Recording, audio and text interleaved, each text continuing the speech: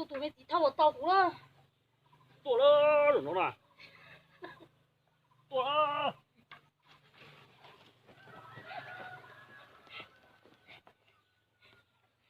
con tàu còn lẻ đó mà Nè. Rồi có cái đó đấy. Ôi nhả đâu rồi. Sao? Em bác. Sao?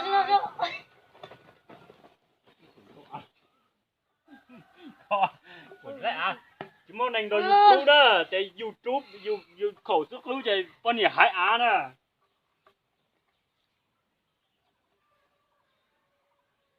Ôi. Ôi da. Rồi đó. Sao? Em bác. Còn không mày, tao liều cơ. Dạ rồi. Sao đâu. Tụi nó. Nó tự tí phá tụi lại hai chiếc tàu rồi. Ta có dây rồi nó mé. Nó nhiều thứ chưa?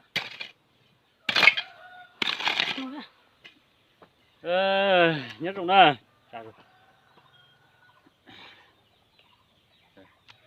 Nhất rồi nè. Chúng món này rồi dù hải á này giờ thì dù mới luộc khẩu rất tới thì con nhỉ tua tỏ thì dù trâu.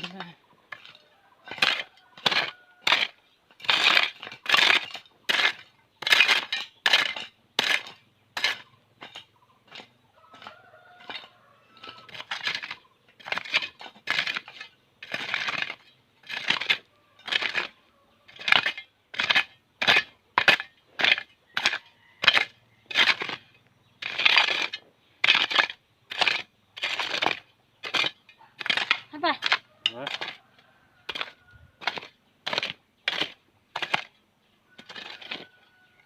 Bọn rồng hết cho mình thì tao có tao tận này không tận thủ à rồi cho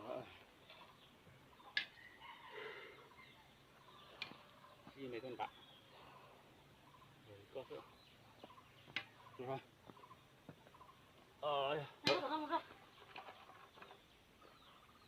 Ôi giời.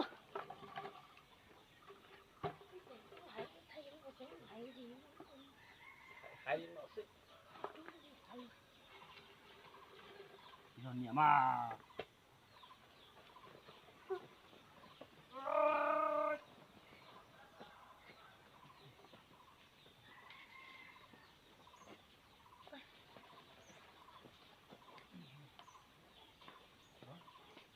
gì trời mà đấy hiểu luôn thế này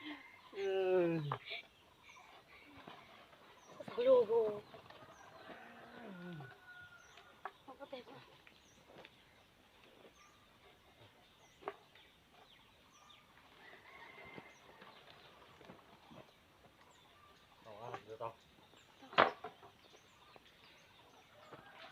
Đi sư dọc. Dọc tầm xa ơi. Phạm đã. Nó có liễu phải không? Nó một cái đây lò tôi phải no đấy không?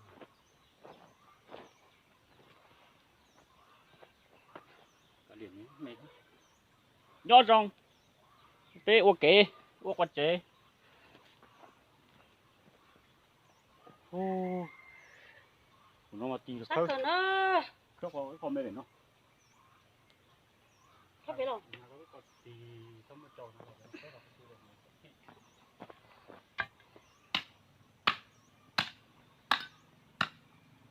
Nó gì cả?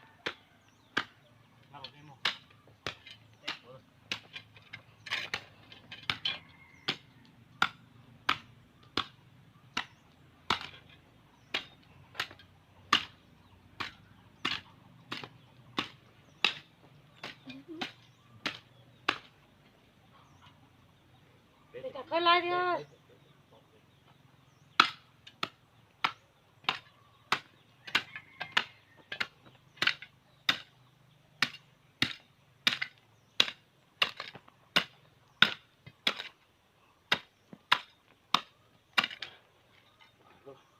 Nó biết khớp quạt chế nè.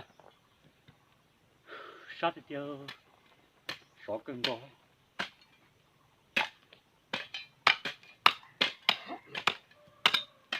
có tiền cái thứ này máy xúc khá này giờ máy xúc đầu thì người cầu chỉ dùng thì xuyên à dù sai dù dùng cái dù chẳng lấy kho ta nó đi nó là phải nó này giờ được con này phổi ta nè lúc kho ta nó giống như cho thì đi dùng nhớ thế thì dùng quay lúc trẻ đâu con nó này giờ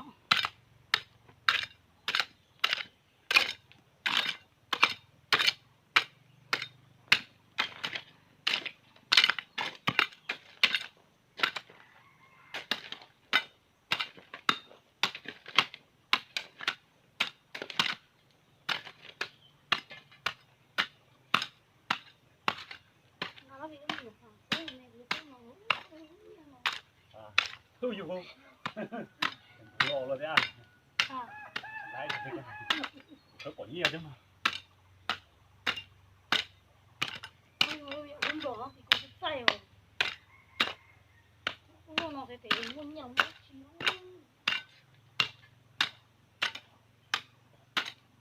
thì có nó dài rồi thì đó nó thì đó ôi rồi ồ cái nó cũng á nữa thì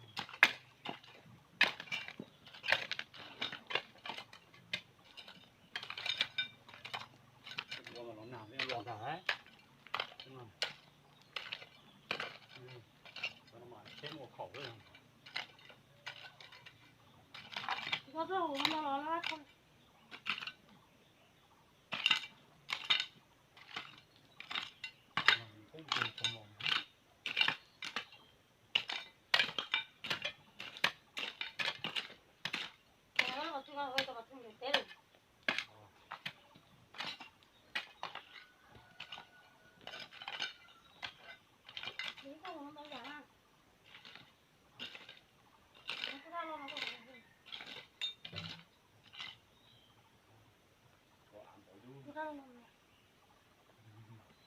cái đấy mà lấy quả nó lòn bằng nó nói nó tiền à nó tối quả đây nó mà đi lọt đấy lọt mà cũng ôi nó buồn nó tối quả đây nó tối luôn sao cũng luôn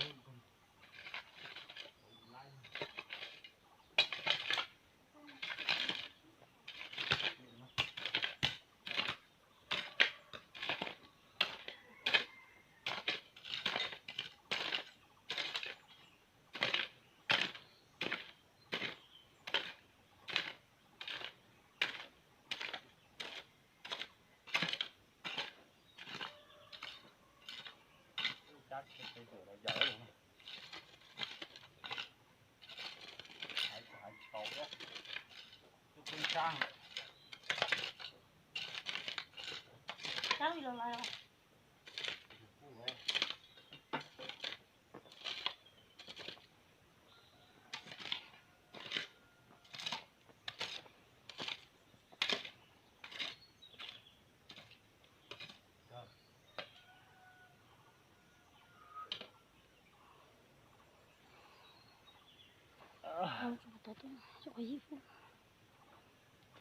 của con thì aku plata hơn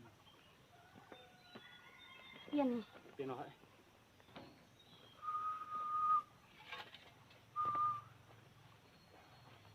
nó lại con còn đến 9 đồng đó mà tôi cũng tránh quá đấy không có đánh được cô đang còn không thế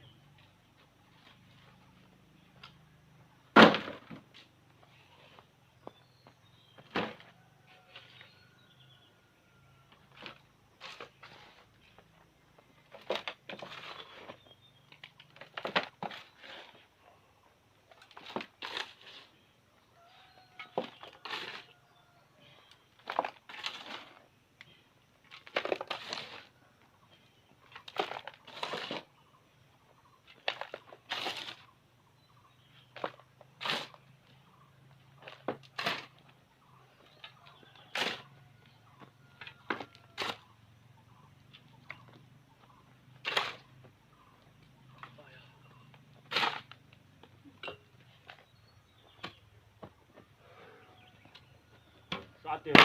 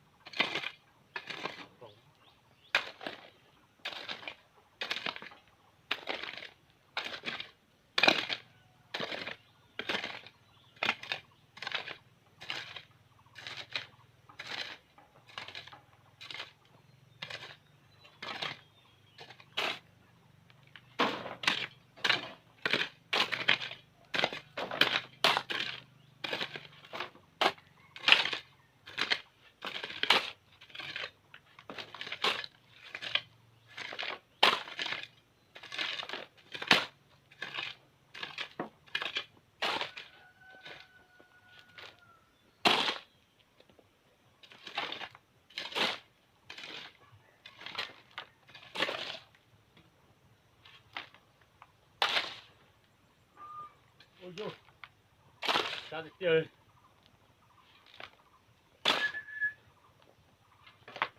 Nói chung rồi, sát cần cầu lên đó đúng không? Sao được chơi. Nó còn sát bỏ nó lên nè.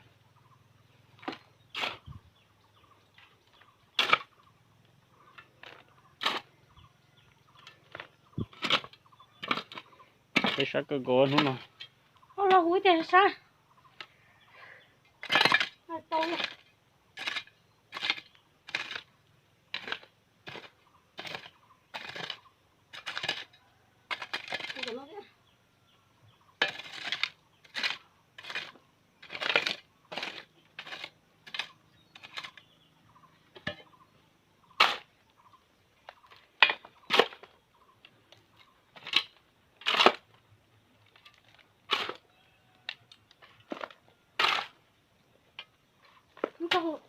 Có lại à? Cái quả lò về hết tự động rồi. Thả đi chứ.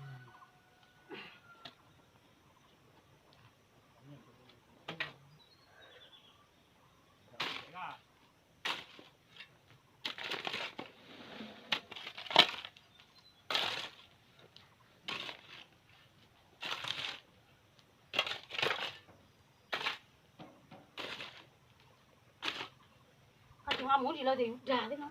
Đà này. Không có thể là một đường nghe.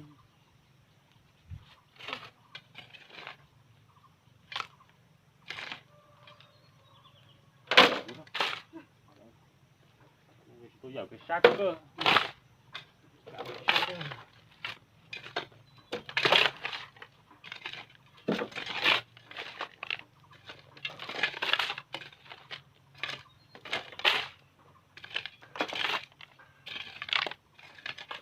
Mình xé nữa. Thấy cái này có. Anh giờ nữa anh.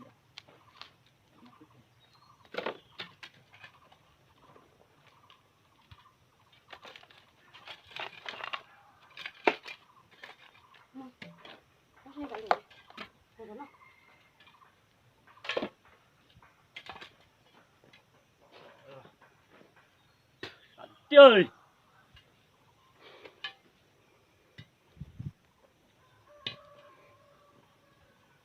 Sẽ còn à bố sổ. Không, tôi luôn không dùng. Ok.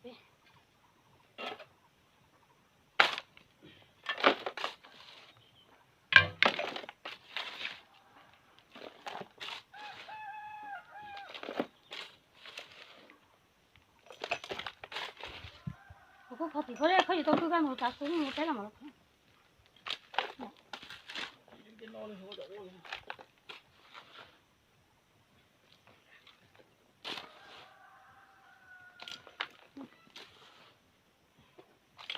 Không có tí ra hồ. Con lái con lọt vào cái gì nó đâu tí ra này. Sai thế họ luôn.